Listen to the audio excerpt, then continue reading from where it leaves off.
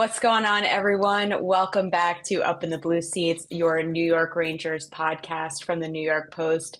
It's Mollie Walker, joined by Hall of Famer Larry Brooks and former Rangers great Brian Boyle. The Rangers have had quite the schedule since we last convened. A big weekend last weekend in Ottawa and at home against Columbus, where they had a chance to jump into the top wild card spot. That ended with a 4-3 overtime loss to the Senators on Brady Tkachuk's game winner and a 7-2 loss to the Blue Jackets the following night. Then they went back on the road for a 2-1 loss to the NHL best Jets, a 3-2 overtime win over the Wild, and a 4-0 rout of the Blue Jackets for payback before a 3-1 loss to Connor McDavid and the Oilers Sunday night at the Garden. And the Rangers are now sitting on a 1-point cushion in the second wild card spot in the East, but not very comfortably. I think the Canadiens have a higher points percentage than them at this point. Mm-hmm. Imagine that. Imagine Montreal Canadiens beating out the Rangers for the playoffs this season. Brian, I'm wondering how much emphasis is there in the room when you are going up against these teams you're directly competing with in a wild card race or a playoff race or whatever it is? I mean, how much acknowledgement is there and how much more pressure is there? You're fully aware of it. They understand, the magnitude of every point now, but especially when it's that cluster of 5 or 6 teams. Ottawa seems to have sort of climbed out of that right now. They can take a breath, but they're Ottawa, so you'd have to, if I'm in that room, I'm trying to chase north of me, then sit on our laurels and rest on our laurels and think we're okay. It's just a lot of inconsistent teams, and you need to, I think, just focus on your own game. I mean, there's plenty there for them to, there's been stretches more recently where they've played better. They have, Adam Fox is back in the lineup. They've had some, Laviolette has had to make some lineup decisions because he has, more players. They've tinkered quite a bit. It's a lot different, but they have to understand what makes them work, and it's the top guys. So if I'm one of those 4 or 5, maybe 6 forwards and 2 or 3 D, you realize that the fate of the postseason in your team rests in your hands, and you have to execute and play well. They all probably, hopefully, know that, and that's it. I mean, you can't play 16, whatever it is, 16, 14, 15 games all at once. You got to play one at a time. A lot of different things will happen. We'll talk about this next week, and I'm sure all these teams will be shuffled around in some way, shape, or form. Larry, what did you make of this 2-3-1 stretch that they went on? Well, I think to Brian's point, there's so much inconsistency, and look, we're talking about a team with the 20th best record in the league. We're talking about teams that are between 17 and 23 in the league. So they're not very good teams. I've been saying this all year. We're not talking about, the 77 Canadiens or the 94 Rangers. We're talking about very average teams in a league that is infested by very average teams. And, when the Rangers improve their defensive structure, then they don't score. They're one of those teams. If they were a consistent team, they wouldn't be in this battle, right? So, And I get it. I get the way Laviolette sees it. I understand it, but I don't really agree. He cuts down to 6 or 7 forwards so quickly, and it's not as if these 6 or 7 forwards are having career years, and you can rely on them. They're all trying to dig out of. They're all trying to dig out at the same time, and I think that's a really interesting perspective from you, Brian, about how much they feel it now because they're responsible for the team. But the coach is putting that responsibility on them too. I mean, when your fourth line is as effective as the Rangers' fourth line has been, and we don't have to mention number 73's name, but when it's been that effective, then why don't they get more ice time? Why do they just, at the end of the second period, they're done, or 14 minutes to go in the second period, maybe they'll get a shift or two. They're part of the team. It's kind of like you're drilling down on Mika Zibanejad like it's 2019-20.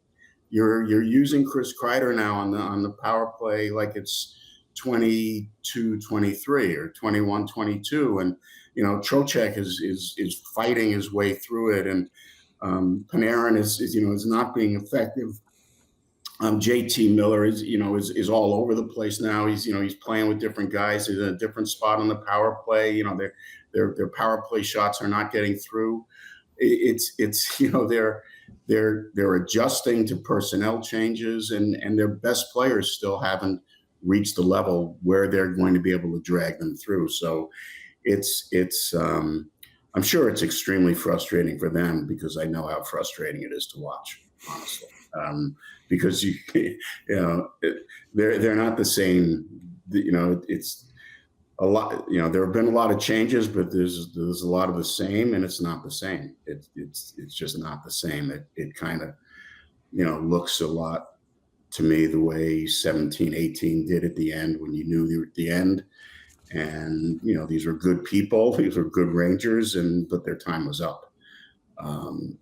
And I think we're in the middle of this right now, where they're fighting for a playoff spot, but their time is also up as a group. It's been tough. It's been a tough watch, because you just never quite know what to expect from them, and it's difficult to be optimistic, I think, if you're a Ranger fan right now. Yeah, I thought it was really interesting when we talked to Chris Kreider the other day on the road. He was kind of already talking in past tense a bit. I know it was grammatically correct, but he did say enjoyed my time here, and I just feel like that has kind of been something that's hung over the team all season long. I feel like since Jacob Trouba went out the front door, it's kind of just been this like vibe of waiting for it to come to an end, because we know how different it's going to be going forward. How much do you guys think that hangs over a team, and how much do you think that affects play on the ice as well? Well, from the outside, I think guys I think when you reach that level, you have to be so tunnel vision that you generally are able to keep that out, maybe when it's the final week of the season or the final game or two. But I think right now they're just looking at tomorrow night, and they're looking at their situation in the standings. I don't think that Kreider is going onto the ice with this big picture mentality. I don't think Zibanejad is. I don't think Adam Fox is. I don't think Igor is. I don't think they're thinking about their legacies. I think they're trying to, they're thinking about what they need to do to win the game. I mean, but you can, you're in the locker room. You can correct me if I'm wrong. I just think that, I think that when it's not going well and you have seen changes, that nobody's afraid to make changes in that organization if it's not working. There's a goal, and if that group can't get it done, they'll make changes. Losing causes all these questions. There's so much to talk about when teams aren't doing the job that they should be doing. We should be talking about their first round matchup and who they potentially could match up best against, right? I think if you rewound 6 months and we were talking about, post trade deadline, we'd be thinking, how do they match up against Carolina? How do they match up against New Jersey? Right now it's, so they're going to get in. I still think they get in. I still have, for whatever reason, I still think they can get in. I think I do too. At some point, JT Miller's going to lose his damn mind and go off. He's going to bring I think he still has one more bullet in the chamber with that in that room. And I think Troch will follow along with him. Troch is still battling certain things. He's relied on heavily in a lot of situations. It's not easy. It's a long year when guys get traded and you lose and you have to answer a lot of questions, and you play in 4 nations and you come back and then you lose it again and then you win some and then you get embarrassed, but then you go get retribution, and then you get an Edmonton team that hasn't quite figured out who they are right now, and then they put it together a little bit. Like, the schedule's the schedule. there's going to be, hopefully when they go out west, they can just go out and try to win a hockey game, say hi to your buddy after, or before, whatever. Just you know what too. They're playing, and I get it.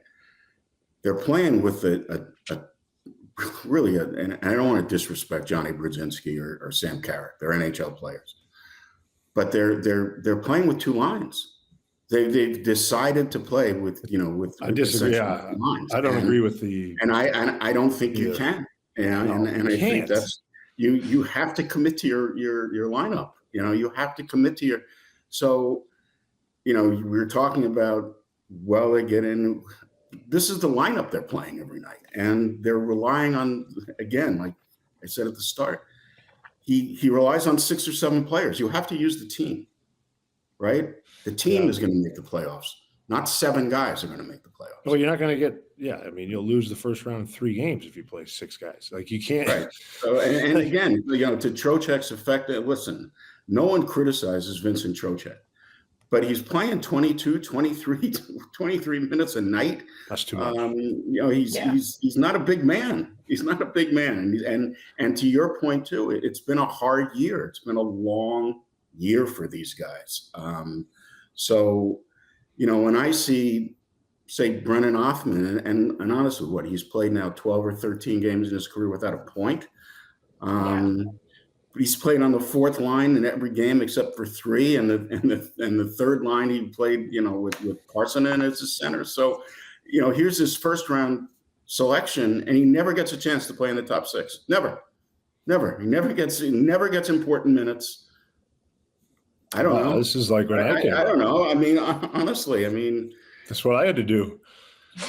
Criticize my point totals. My first year, played 4 minutes a game in New York. It was like, I don't know what you want to do. Don't touch the puck. It's hard to score if you don't touch the puck. Yeah, he stood out in the D zone, made some good plays. He's head on a swivel. I think he's earning trust. You got to mix it up and play 9. And when you're a top guy, if you can pull him back a little bit, you're on the bench a little more, you can get your heart rate down a little more, you may be able to settle in. And it's okay to be hungry to get back out there sometimes, rather than you're still catching your breath and you feel like everything's going wrong. It's okay to take a half step back and assess it. It's just, and I understand why Lavi does it, because it's every point matters. You pissed one away in Ottawa that was just comical. That was tough. And it's a bad play. You can't make a play there like that. And that's the guy that you're begging for. And Keandre, you have more. Believe and it. he's had a multitude of plays like that this season. That was far from the first one. And then the sort out, and it's just sit back and relax for a second. Be patient. They're so wound up to try and get that extra point or make that play or hit that outlet pass. JT Miller catches that pass. It might be a 2-on-1. It might not. Mm-hmm. Just hold on to it.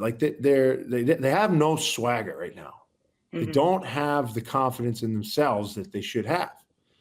So it's bury the top 6 and just, work their way out of it physically, literally work them to work their way out of it, or change the narrative a little bit, change the vibes. Vibe check in there can't be great. They have not, and Molly. The vibe check hasn't been great all year. Can't been. Go on, Scally Cap. Look at a pint. Molly actually pointed this out a couple of weeks ago. I was shocked, and it still holds. They haven't won 3 straight since the middle of November. Yep. Honestly, you're talking about consistency. Are you kidding me? They haven't even accidentally found their way into a 3-game winning streak. They've had no momentum this season whatsoever. Since the middle of November, they have not won 3 games in a row.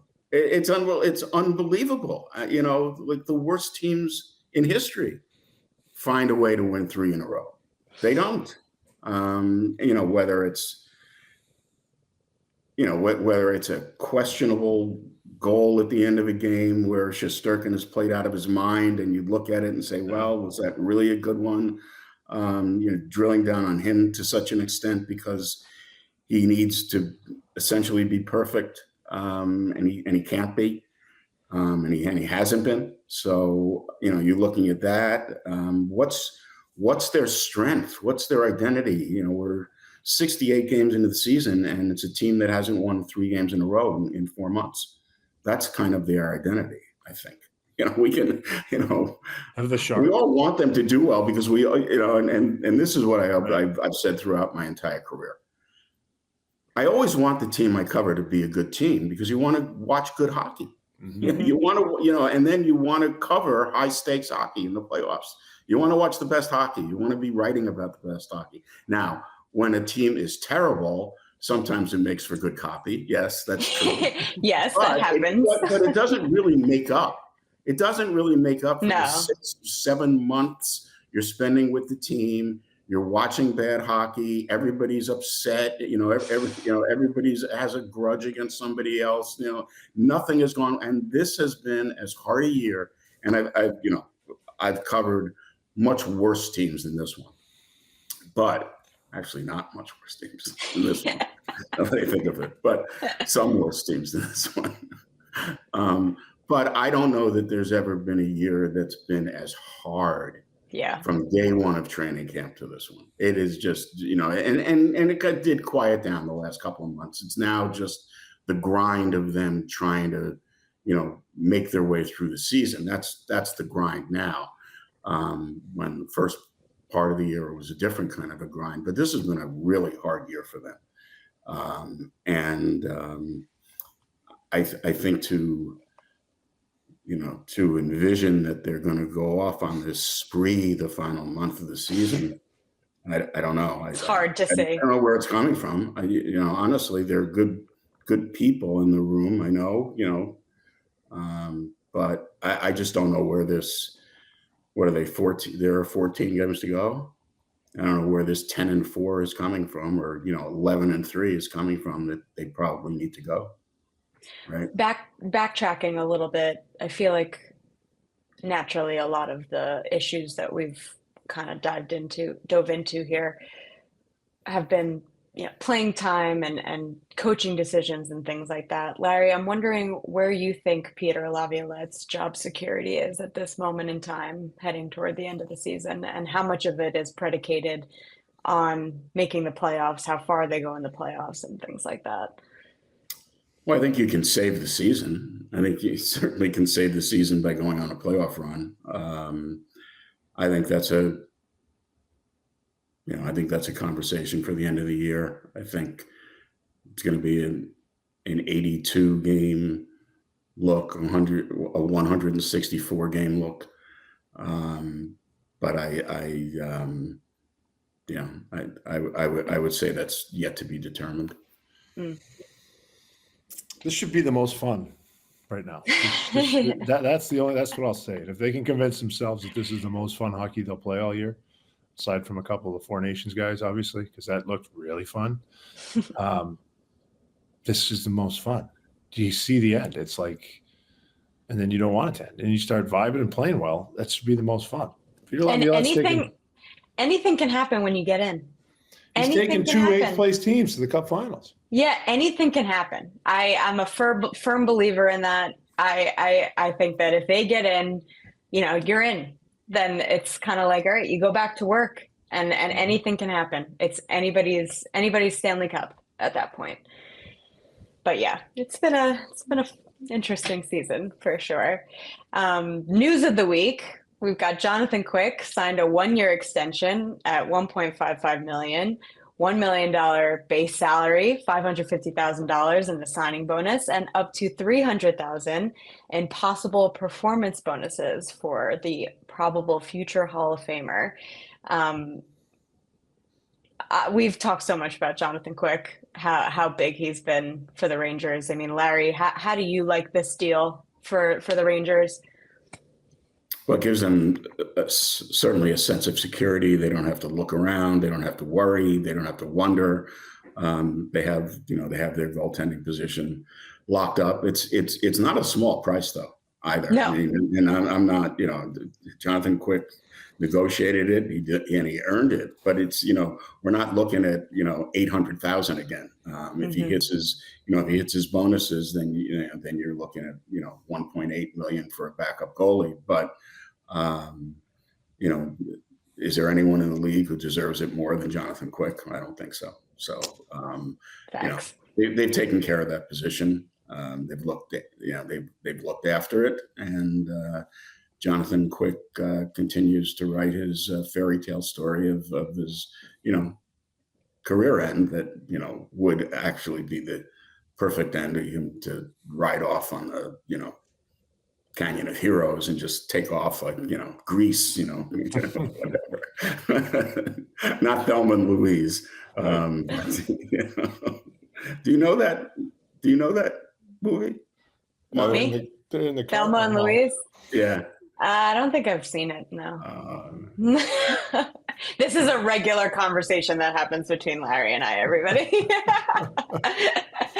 But obviously the on ice play has been really good for Jonathan Quick. Obviously the last game, not so much, but his body of work during his time in New York has been really great. But I also feel like the Rangers recognize how much his presence in the locker room has an effect on not only just everybody, but especially the young guys in particular. I mean, I went down the line and talked to every rookie in that room, and they just glow about him. Truly, he has clearly made such an effort with those young guys in that room, and it has gone such a long way for them. I mean, Brendan Hoffman was telling me, he was like, I don't think I'll ever go up to him and thank him, but I think he knows how much we appreciate it. So it's been a really cute dynamic to see there, and it kind of got me thinking. I was wondering, Brian, who was your veteran that you shared a locker room with and really leaned on and looked up to in your career? There were a lot. Sean O'Donnell was there in L.A., really helped me. He's a defenseman. He was paired with Drew Doughty. And I talk about him often lately, I guess, because I think it's the rebuild that the league, so many teams in the league have done, is so flawed. Like they played Sean O'Donnell 18 to 22 minutes every single night, and he was 37 years old. And were there guys that on 40 of those nights might have looked better skating wise and done things or made this play different than Sean O'Donnell? Probably, yeah. But we weren't making the playoffs that year, and he was teaching Drew Doughty and talking to Drew Doughty after every single shift. And he would grab me at practice. He's got enough to worry about with Dewey. And he goes, watch Todd Marchand over there. Watch this guy at center tonight. Watch it. And he was just the greatest. And then in New York, Chris Drury, he was anything I needed. He would talk to me about anything other than hockey until I brought it up, and then he would help me with so many things. Yeah. And he was a crazy competitor, and he wasn't along for the ride. He was our captain, and when I first got there, he was a huge part of everything that our team did. He was incredible, and I remember texting him late at night sometimes, being like, "Dude, I don't think I did enough tonight. I think because I got challenged the game before." And he's like, sends me a clip where he goes, "Watch that hit you put on Eaton from Pittsburgh." He goes, "You just bought yourself another game, dude. Just keep going." All these different things. And sometimes that's all you need. Just to argue Larry for a second, it's peanuts what they gave him. It is insignificant. It's nothing. The cap's going up. How many games has he won for them this year? What is that value? The league is paying both goaltenders more money now. I think the entry-level goalie that you're relying on for as many starts now is going to go away. You see Lankinen and Vejmelka getting 4.5. Now Lankinen's a different story. But Vejmelka is even a number one, but who knows? Jonathan Quick, I don't think he touches half those bonuses either, unless there's a huge issue with Igor. Right. That's the scenario. So I think it's more than fair. If they gave him more, I wouldn't have batted an eye. If they gave him $4 million, I would have been like, okay, that's a little crazy. But I agree. I mean, it's not $875. They gave him the bonus last year during the season because of what he held him in for so long when Igor was finding his game. They gave him another bonus because of, again, everything that you guys both just said. Yeah, I think it was a great move for the Rangers. I think it was a no-brainer, and obviously it's such a great fit for Jonathan Quick. He described it as perfect to us between the fact that, he's from around the area, his wife's from around the area. If they weren't going to settle down in LA, this is the next best possible space for them. So good for all fronts. Another thing I wanted to talk about, talking about the deficiencies of this season and how drastically different it's been from the past. I mean, the power play at this point has just been it's just been a season long. It just hasn't had the same dynamic that it has in the past. And this is a power play that's been top 3, top 4 in the league since 2019-20, in the average. I mean, Brian, obviously they missed Adam Fox for the 8 games that he was out. What are you seeing with the power play this season? And, how much has the fact that the personnel has probably changed more this season than it has in the last 2 or 3 seasons combined had an effect on things? I mean, it was bad when it hadn't changed yet, right? It's too predictable. It's too predictable though, because I know, and they hate that word. Yeah. Well, I don't care. Don't be so predictable. No, I know. It's like we've phrased that to them, and they just completely disagree. And it's just like, okay, we all know what we're gonna do. We all know everything. I know all your options. I could kill it by myself. I know. Unless Adam Fox shoots the puck, it's predictable.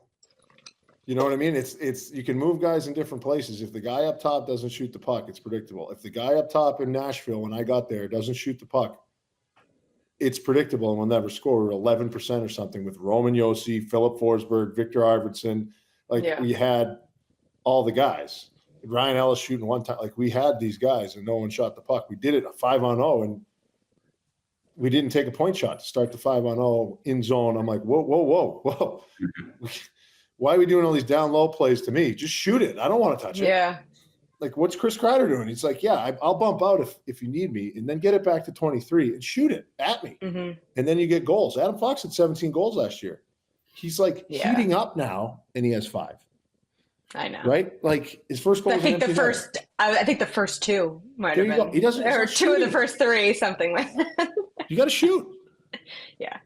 And then, because then I'm going there, I'm getting beat up, I'm getting hacked, I have to skate farther to get back, and no one's shooting. Why am I going to stand here? I'm not going to stand here anymore. We'll go pass around for 2 minutes. You have to shoot, and then it opens up. If he's a threat, then someone has to stay there, and that opens up the seams and the wideness. That's all it is. They can get mad all they want. Just do something different. No, I'm right there with you. I think predictable is a word that we've used over the last couple seasons where they've had, tough stretches like this, but this season in particular, it just hasn't. But I think it also became very stale very early, right? Yeah. And the power play was a reflection of of its components. Mika Zibanejad wasn't playing well. Chris Kreider wasn't playing well. Their guys on the first power play weren't playing well, and then they wouldn't make a change. Peter, wouldn't make a change. Even early in the season when again, this was back to last year's conference finals, he wouldn't elevate Lafreniere onto the first power play when he had earned that ice time.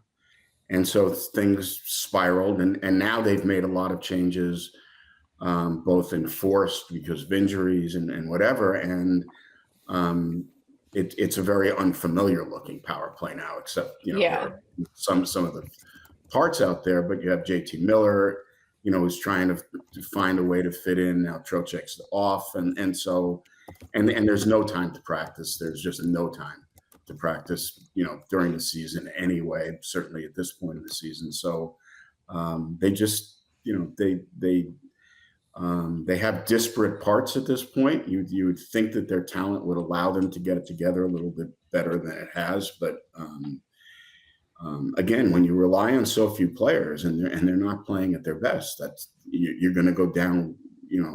The ship's going down with them too. So that's been an issue all year too. Alrighty, I think that's a good place for us to wrap up. Give us a like down below. Leave some comments what you think the Rangers' playoff status is at this moment in time. Do we think they're going to make it? Do we think they're not going to make it? They're gonna make What do they it. need? What do we think they need to do to make it? Win Let the us know games. below. This week. Thanks, Brian. Yes. Thank you. Stop being predictable. Yeah. All right, we'll catch you guys next week. See ya.